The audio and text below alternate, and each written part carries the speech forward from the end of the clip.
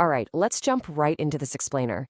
If you've ever stared down a completely blank Excel workbook and felt that sudden wave of panic, or, had a massive, complex model completely crash on you at 2 a.m. right before a crucial pitch, yeah, you're in exactly the right place. Today, we're taking you from an everyday spreadsheet user to an absolute elite financial modeler. We're going to break down the exact battle-tested practices used in investment banking, valuation, and corporate strategy so you can build models that will actually survive a rigorous Wall Street audit. Let's get to it. Now, this quote really hits the nail on the head and sets up our core philosophy. For high-stakes M&A and corporate planning, the mouse is an anchor. Seriously, efficiency in financial modeling isn't just about typing faster. It's about drastically reducing your cognitive load. When you ditch the mouse, you stop thinking about navigating menus, and you start focusing 100% on the numbers and your strategic analysis. And honestly, that is the ultimate secret to maintaining your deal velocity. So here's our game plan for today. We're going to hit 5 key areas. 1, the elite modeler mindset. 2, structuring the blueprint. 3, formulas for financial velocity. 4, bulletproofing and error checking. And finally, 5, acing the finance interview. Starting off with Section 1, the elite modeler mindset. Okay, let's talk about the invisible, keyboard-only habits that instantly separate a seasoned banking director from a total novice. Look, hiding rows, it's a massive liability. Literally the fastest way to absolutely wreck a model during evaluation. The elite standard is to strictly use row grouping instead. By hitting Shift-Alt and the right arrow key, you create a rock-solid collapsible interface. It's clean, it's bankable, and more importantly, third-party auditors can easily navigate it without breaking your sheet.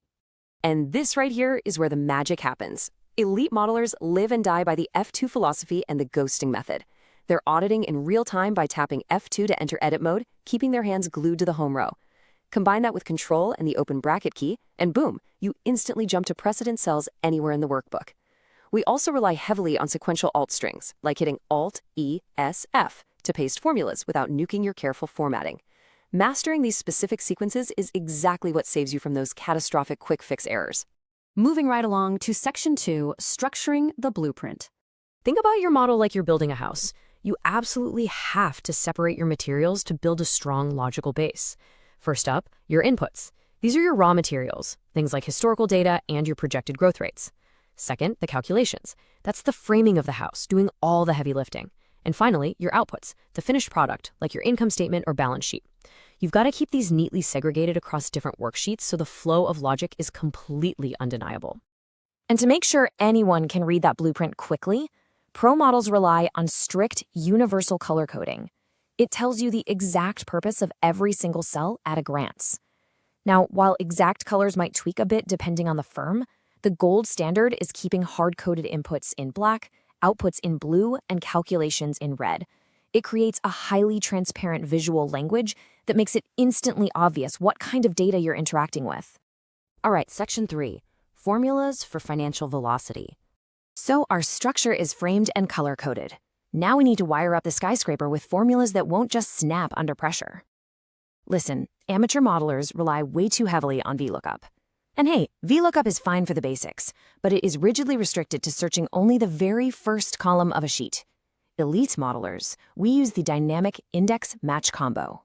Index grabs a value from anywhere, and match finds its exact position. Put them together, and you can pull data from any direction, horizontally, vertically, totally bypassing those annoying fixed column limits. Furthermore, to stop your model from collapsing under its own weight, you've got to proactively set up validation rules. I'm talking about functions like ISError, IfError, and ISNumber. These are absolute lifesavers. They restrict bad data entry and gracefully handle those messy runtime calculation errors.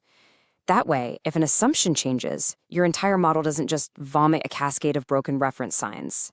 Next up, Section 4, bulletproofing and error checking.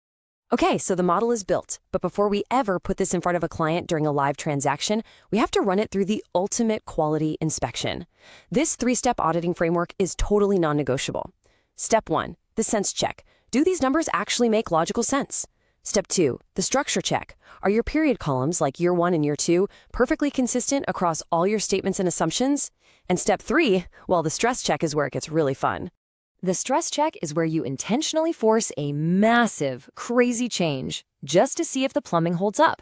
Say you hard code a scenario that straight up doubles your sales figures. You should instantly see the ripple effects. Costs might go up, net income should definitely shoot up, and equity on the balance sheet increases. It proves your dependent calculations are actually reacting correctly. But hey, golden rule here. Always, always remember to revert the model back to your original forecasts once the stress test is complete.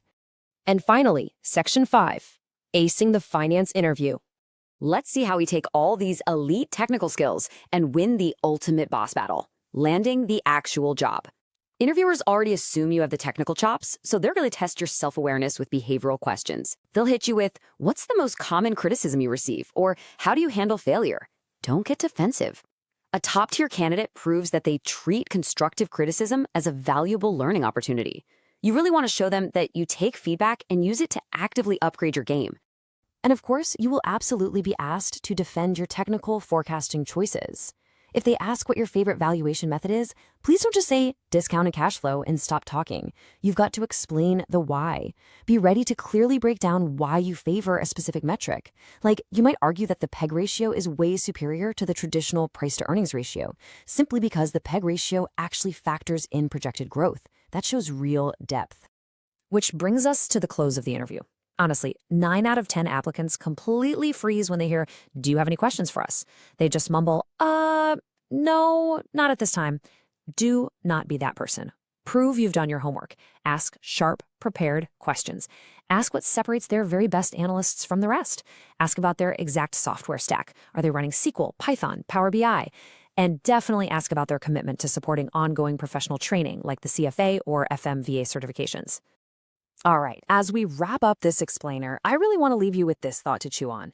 Ditching those old mouse-heavy habits and stepping into this professional architect's mindset, it isn't just about making your spreadsheets look pretty.